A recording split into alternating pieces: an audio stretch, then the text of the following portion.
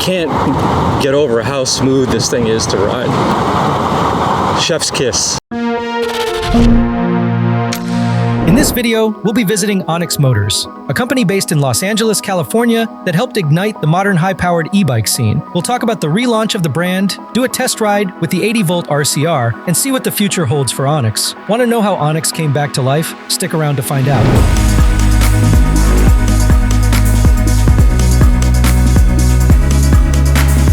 So we're here in Frogtown, a neighborhood tucked along the Los Angeles River. Today we'll be talking with Tim Seward, the original founder of Onyx, who brought the brand back after a period of uncertainty. The story starts with passion, setbacks, and a community that refused to let the Onyx name fade away. You know, I've always been around Onyx. Like I didn't, officially leave. Really, I always was kind of in the background. James, who eventually took over, he was the one guy that just was there every day after work. He would come by and just hang out. It was great to see him take lead and help me figure out what I was going to do, because I just was like pretty burnt out. So I did stay involved in the background from a creative standpoint and helped launch a bunch of bikes. When he passed away, it went into like essentially a limbo. There's technical terms for it, but it went into this limbo mode and nobody could really touch it. The brand was an entity separate from the actual operations side of the company, but all the assets were gone anyways, right? So there was nothing to start with. So I started to come up with this plan with some other people to help me. The end of the year in 2024, in Christmas time, literally the day before Christmas, but we sold a ton of bikes and everybody was very excited to see that we were back. And so that was literally the catalyst to say, hey, you know what, let's start building the new future. So tell us where we are. Yeah, this is Onyx Motors. We're here in lovely Los Angeles, California. This is our flagship shop right here in Frogtown. So how did you guys settle on this space? I think we went through a couple different spaces kind of all over LA, but ultimately this was kind of very center in LA. We're in the middle of everything. We have the LA River bike path right here, which is really good for foot traffic. This is kind of like a little tucked away gem here in LA, but once you find it, it makes sense. I'm sure this attracts a lot of attention. Yeah. Do people just walk in from the outside wondering? All the time, man. Yeah, we have people kind of just walking by doing the whole double take because they're like, oh, this wasn't always here. This is new. What was this before? I believe it was a design studio before, so it was actually always very closed off and private. And so now I talked to a lot of people in the neighborhood, and they're like, yeah, it's really nice that we finally have something a little more open to the public. So we've been greeted with open arms by everyone in the neighborhood. We're really happy to work with a lot of even local organizations that do events here, which is really cool. But yeah, this front setup is really dope. We always have the bikes here for test rides, and then when we do events and whatnot, we actually, and on the weekends as well, open up this glass door all the way. So you'll get a glimpse of that later.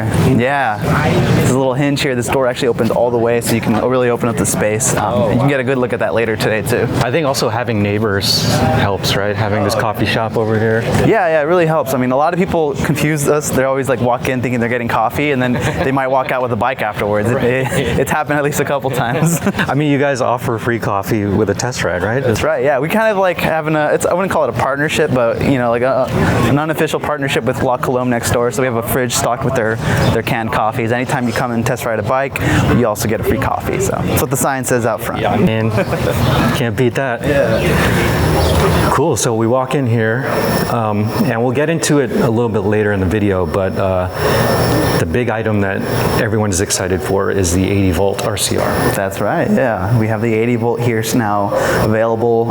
We just got them in earlier this week.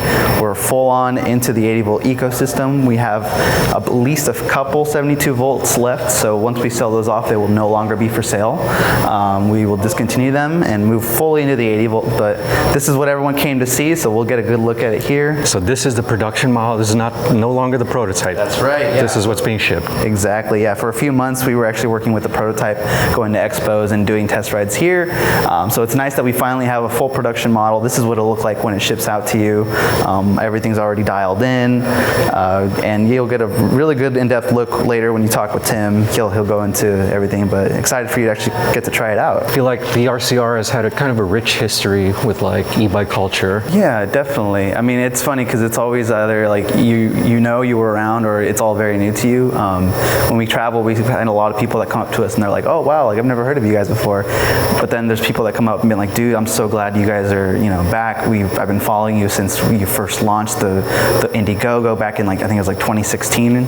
But these photos represent like years of Onyx culture, events, history, community. Even with the merch, right? Everything has a bit of a kind of a retro feel to it. Yeah, it's a very core like part of the brand, and it's like, to be frank, it's all Tim, and he really is the mastermind behind the look, the design of not just the bikes, but the company itself, and really kind of developed that look that everyone now is really chasing, where it's like, I don't know what to call it, like I like to use the word future funk because it's like retro, futuristic, and it's kind of a little funky too. I love it. Everyone here has like a rebel mentality, and it really shows in the way we dress and the way we ride. So this is our workshop area here. This is where we service bikes that come in, people that need repairs. Our good friend Nick here will go ahead and open up a service ticket and take care of you.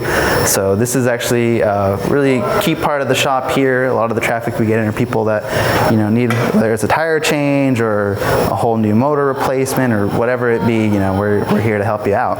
So I'm glad we can actually help out everyone that's local and coming in, because I know there was a little bit of a time where people were like, "Oh, like what do I do with my bike? I don't know what to do." And then now that we have this location, it's very, very helpful resource for people that need a hand.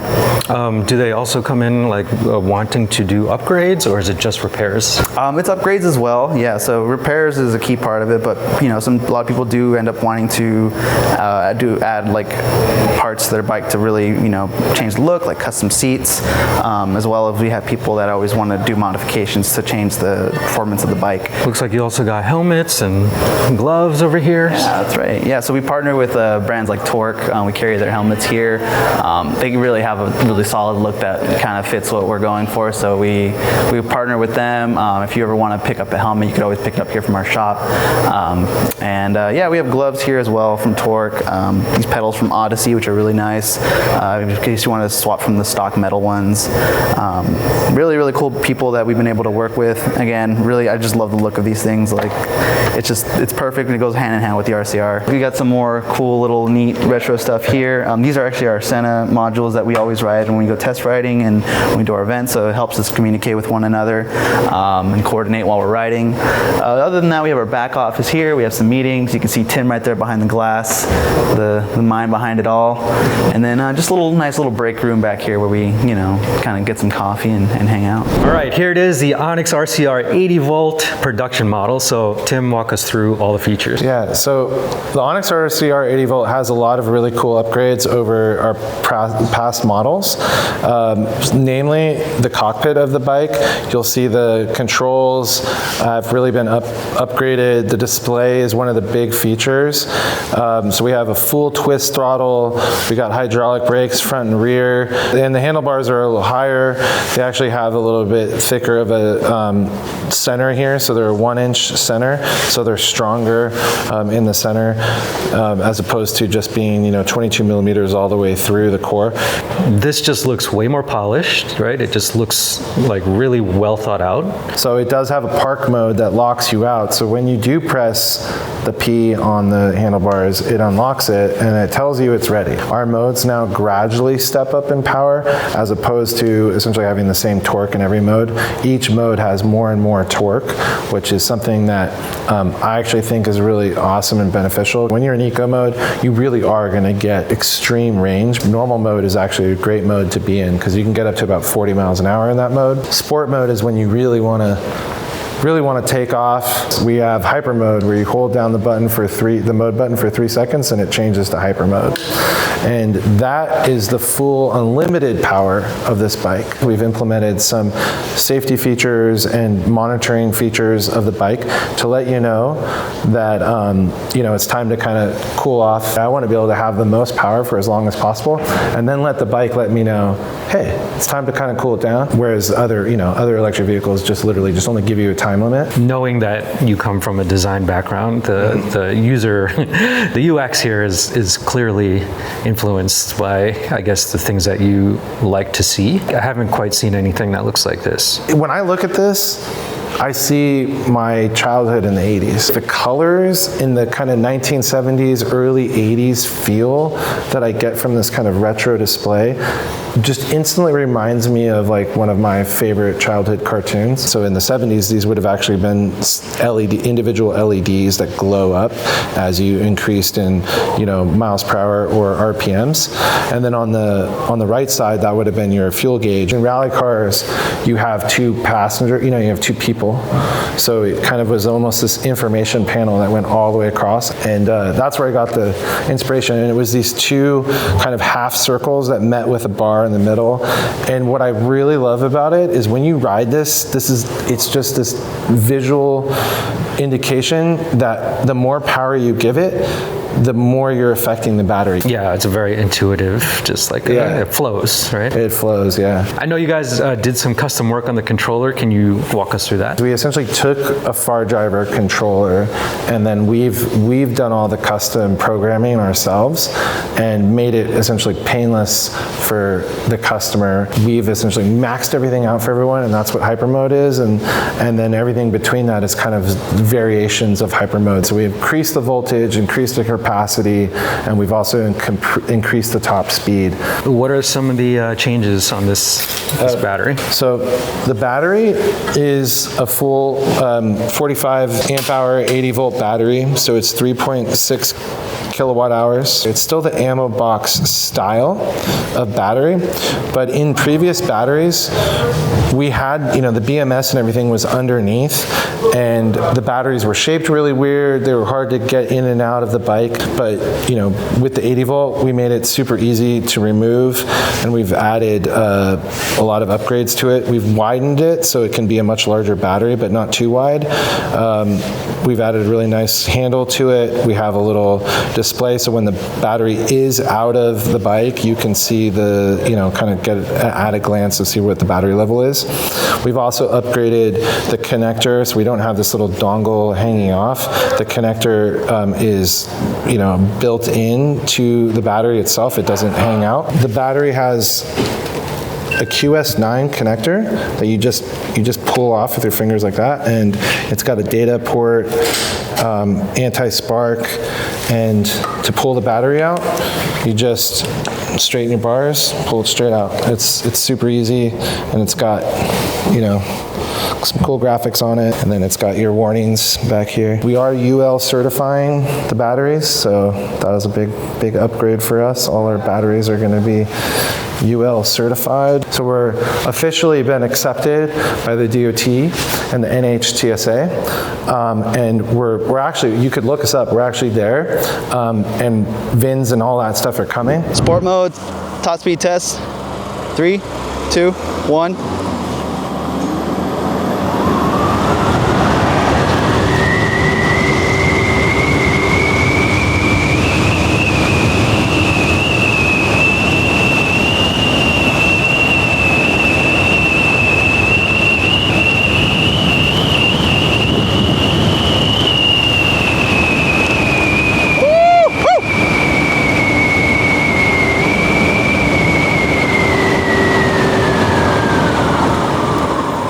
Sport mode, top speed test, take 2.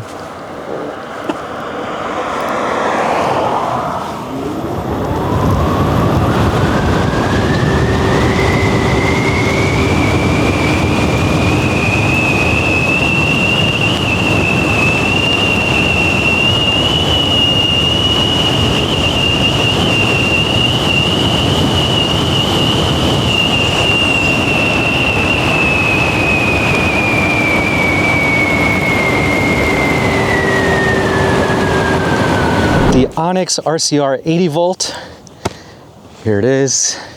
It is a standard height model, so it's going to be a little bit tall for me, but we can make it work, right? So my inseam is about 30 inches, so I can't flat foot it, right? But keeping 1 foot up is fine. So yeah. We have a couple different modes here, different controls. We're gonna start on Eco mode and just kind of get right into it. Give it a little bit of throttle here.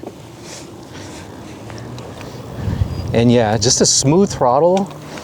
The hub motor is super quiet, right? And I love how it just feels like a lighter bike, if that makes any sense. I think the, my Gen 2 RCR felt heavy, like a lot heavier than this. And it always felt like weird to turn, whereas for whatever reason, maybe the change in the forks or whatever, it's just a lot easier to maneuver this 80 volt. And even on Eco mode, plenty of torque off the line, right? You probably get limited top speed, but just like smooth ramp up. You don't feel like you're gonna lose control. All right, normal mode now. A little more power off the line, really pulls you, huh? But yeah, that feels really good. I'm just kind of trying to get a feel for the bike here. Getting comfortable. And obviously the pedals are, they're not gonna assist you too much, right? But they do help with the positioning of your feet. And then we're in sport mode here. And yeah, lots of torque off the line. We could test out the brakes a little bit. Really smooth braking. I think there might be some regen, maybe. Definitely could stop on a dime if you needed to. Yeah, this is really, really nice. Could try, see if we can get this thing to balance. Oh yeah. It's a little too high for me, so I can't probably can't put like a leg up, but this is pretty much balance point. So if you're a taller rider, you should be able to wheelie this thing. And then throttling, I think I might want to change that curve to maybe normal mode and see how that goes. Yeah. It's doable. Could definitely wheelie it. With enough practice. But definitely probably couldn't do this on the other version. But yeah, that feels good. Slow wheelies.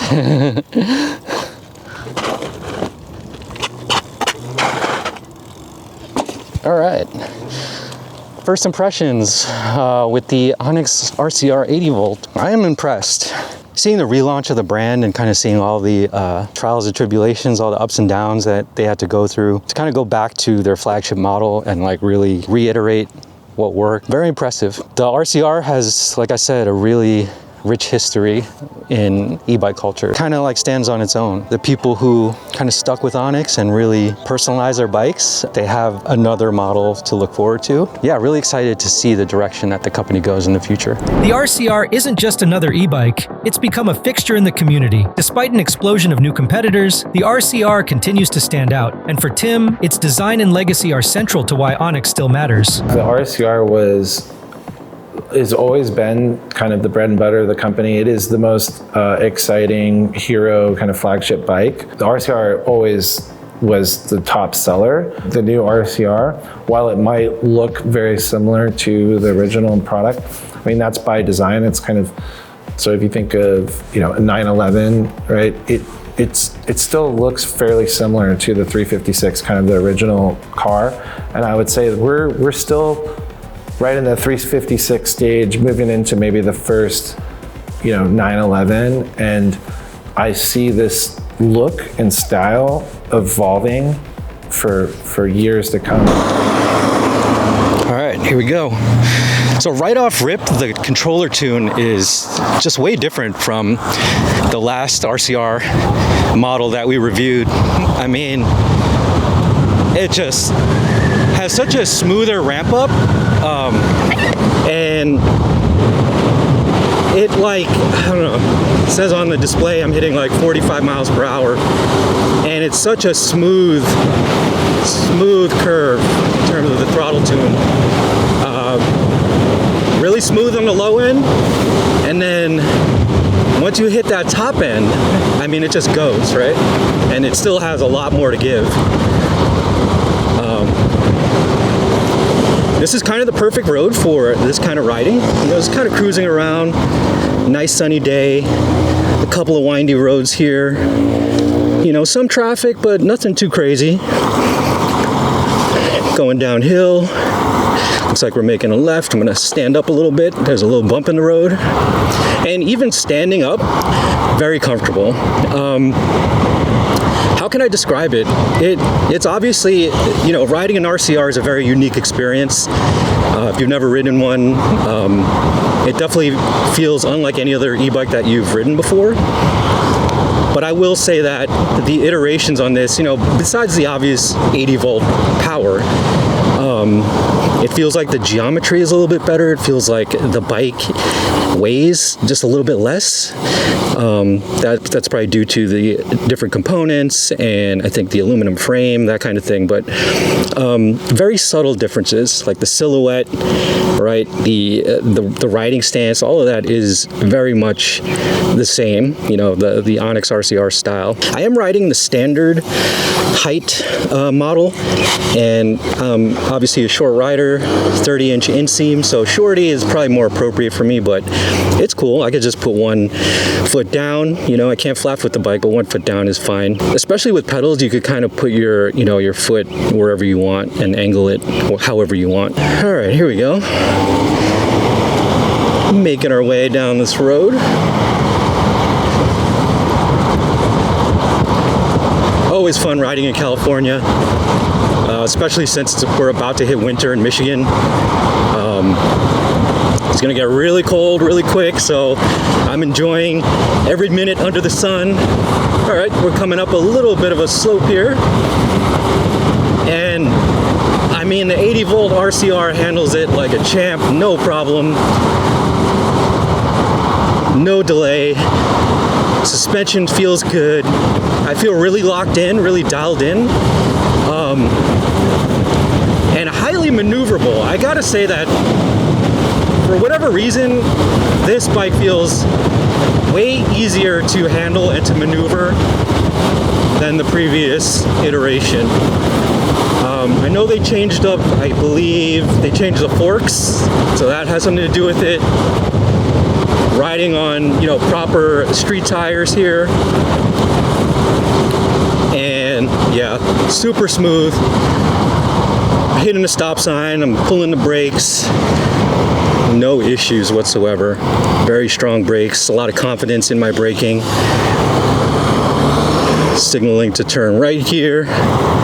Looks like we're going up a little incline. And yeah, I mean,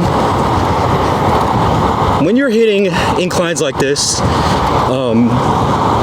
having a hub motor system, especially one as powerful as the RCR, it's kind of perfect. You know, you don't have any of that sort of anxiety climbing up a hill. You know, do you have to like pedal up it? No, it just goes, right? You don't feel any voltage sag or anything like that. So yeah, cruising these streets is kind of the perfect way to test out this bike. All right, now we're kind of getting into a little bit of more intersections and traffic and pedestrians, that kind of thing. The longer I ride this bike, the more confident I feel. One of the complaints that some people have about, like, you know, the pedal system, it's just for show, blah, blah, blah. I will say that I do like being able to kind of like move my foot position as I'm riding. So I find myself kind of like leveling out while I'm cruising, and then obviously putting the pedals up when I'm at a standstill. But then also leaning into curves, you could kind of like position your feet in a way that it helps with like your leaning and your turning. Hitting an intersection here, plenty of traffic, plenty of cars, but we are very visible riding as a group here.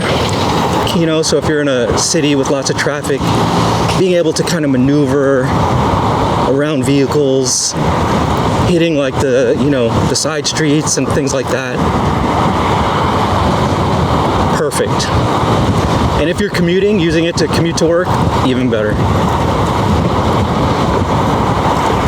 All right, getting a nice little stretch of land over here. I'm gonna rip it real quick, see how fast I go. Okay. Woo. Plenty of top speed, I don't know where I am, so I'm gonna slow down. Wait for the guys to catch up. I can't get over how smooth this thing is to ride. That tune is just chef's kiss. Whatever they did to make this custom controller, custom tune, it's just so dialed in. It's so much better than using the, you know, the Kelly controller or the Sat Vuitton controller. It's just so much smoother. And just like I said, easy to maneuver. It just feels like, you know, I can really position my body and like really lean into these curves in a way that I didn't really feel super confident doing on the Gen 2 RCR 72 volt. I can really hug these curves. Really nice.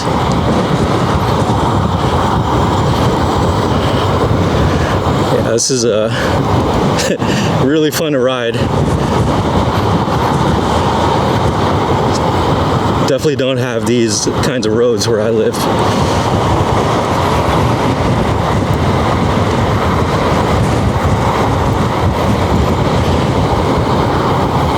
All right, so it looks like we're hitting some tighter turns, a little bit of a narrower path here.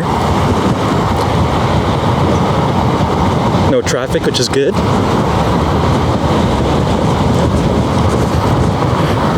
And yeah, just braking, leaning, cornering. This feels so intuitive. Feels super easy to do on this bike. That brake is just really inspiring a lot of confidence right now. Super fun.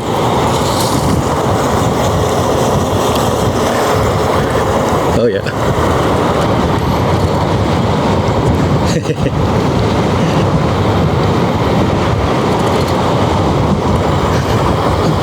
Yeah, this is cool.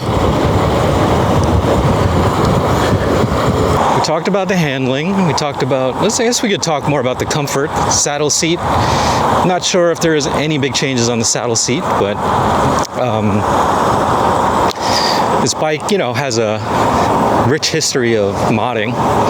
So there's tons of options to, like, you know, reupholster your saddle, make it different shape, or like add more foam, that kind of thing.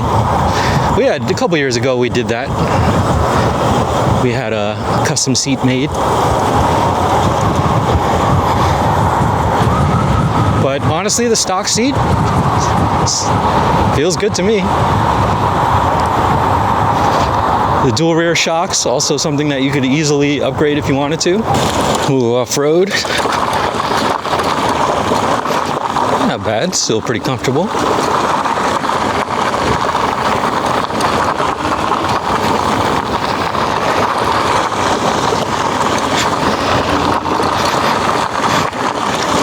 Yeah, surprisingly comfortable for this kind of terrain.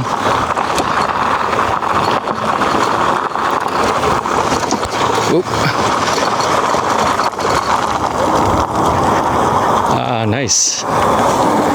Wow, what a view. Here we are, top of the helipad. Very cool. It essentially can connect your phone, and it can do the CarPlay or Android Auto screen mirroring, as they call it. And to set that up, you just press this little info button. It will tell you the Bluetooth connection. So I'll go onto my phone and I will find that Bluetooth connection. So if I'm wearing ribbon Metas or a headset or a Senna on my helmet, I can listen to music. I can make phone calls. I can call my wife. I can go and get directions. You can just see all your apps. So I have my ChargePoint app here, so I can find the nearest charge point. Because it's a touchscreen, you could essentially use it as an extension of your phone. Some people might say, hey, well, why don't you just put your phone here, right? Well, the biggest problem I see with that is, if my phone's sticking up like this or right here, and I'm in a not so great part of the neighborhood, that is a target for someone to just rip that off of your bike. And you see it happen all the time.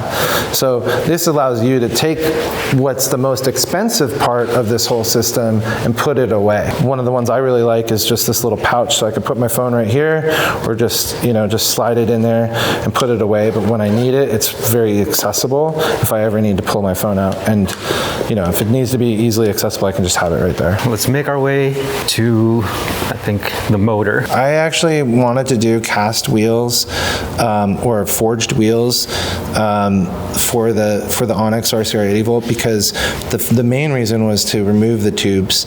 So when you don't have tubes, just like in a car tire, if you get a flat, you can be on the side of the road with a simple patch kit and plug your tire, pump it back up, and keep riding. On the previous models, you would actually have to remove the tire, put in a new tube, you'd have to remove the whole wheel and everything. The next part of it is actually having this rim design. It allows it to essentially, keep the motor nice and cool, because these act as heat sinks. This is a 5-spoke design, and but it's actually, let's say 10 spoke in a way, but it's a 5-star, which if you look at Puch mopeds, they make 5 stars like this. And then they also have snowflake design, right? And so what I incorporated was putting this line here throughout, so it's in kind of like a 5, what you would consider this just a single 5-spoke. And when you combine it, it sort of makes a combination of a 5-star and a snowflake rim design, which are 2 different wheels that Puch offered in the 70s and 80s. And so I just kind of combined the two, and I think it looks really cool. So it's 8,000 watt nominal. It can peak up to, let's say 20,000 watts. Instead of going bigger in height, which a lot of people are saying, like, oh, why don't you do 260 or the 273, you can also, if you're into like electric skateboards and other electric vehicles, you also know that you don't have to go bigger in diameter, you can also go wider. And that's what we did. So our dropout is now, 50 millimeters wider. Let's talk about the fork. So this fork is actually based off of a Honda Grom. We do have custom lengths for ours. You can essentially get similar length Honda Grom forks if you wanted to swap them in, and they would work perfectly. We just have a little bit more travel than the Honda Grom because we have a larger wheel. Not to say it wouldn't work. You would just get maybe the same length, but you wouldn't really have the same compression. We're starting to have talks with Steady Garage, which they make a bunch of aftermarket like Honda Grom and Honda Ruckus and Honda Monkey upgrades, and a lot of it revolves around these front forks. Hydraulic brakes. What are the new upgrades here? On the hydraulic brakes, we have these really cool new calipers where, let's see if I can pop this off real quick. There we go. Normally you want to use a better tool than a key to pop this cap off, but our previous models, you have to take the whole caliper off to get access to the brake pads. But here you just pull this pin, and then you can pull the brake pads out and swap them. That's also on the rear as well, and that allows you to not have to remove the wheel or readjust the wheel position. You can do servicing right on the bike. It's a full aluminum frame. It's way thicker than the steel frame in the past to give us the same strength as steel, but some of the big benefits of aluminum obviously is, you know, if you live in a salty area or you live in climates where they put salt on the roads, and you do get scratches in your paint, you're not going to see like rust happening. Also too, if you want to do some custom designs, you can kind of pull the paint off and you can make it all silver and you know, polish it up. There's all sorts of cool things you can do with aluminum, but one of the obviously the biggest added benefits is that it makes the overall frame lighter. If you remove the side panels and you just leave the top cover, there are some really cool vents right here that actually give this whole bike a whole new look, and you'll see right through the frame here. All you would really want to do is kind of take your wiring, and if you're really good with wiring and what they call like wiring tucking, that's kind of the thing in custom cars, is I made a hole right here for someone to put all of their wiring harness up in this area right here. So they can essentially just have the controller exposed, and the battery also gets a nice little cooling vent. And I'm super excited for people to start doing it, because it's going to give the bike this new naked look that I really want to see people start doing. The rear fender and the rear rack are also really customizable. So you can remove the rear rack if you don't like it, and then move the taillight. There's two holes under here, and then it kind of gives you this shutter effect of the light reflecting on these shutters, so it looks really rad. Or you can remove the rear fender and get full access to the rear rack and all the rungs, so you can strap things down. So where does Onyx go from here? Tim shares his vision for the next 5 years, not just as a product company, but as a lifestyle and global community. What I love about our products, and you can't really say this about consumer electronics, is that people will buy our product, just like furniture, will buy our product, and when they don't need it anymore, or maybe they upgrade to some other product, they will sell it to someone else, and that person will take care of it. The products that I design get cherished, and they get handed down essentially to someone else to take care of it, and they don't get thrown away. People just love them to death, and that's, for me, that's why I love Onyx. I think that's honestly like the most amazing part about it.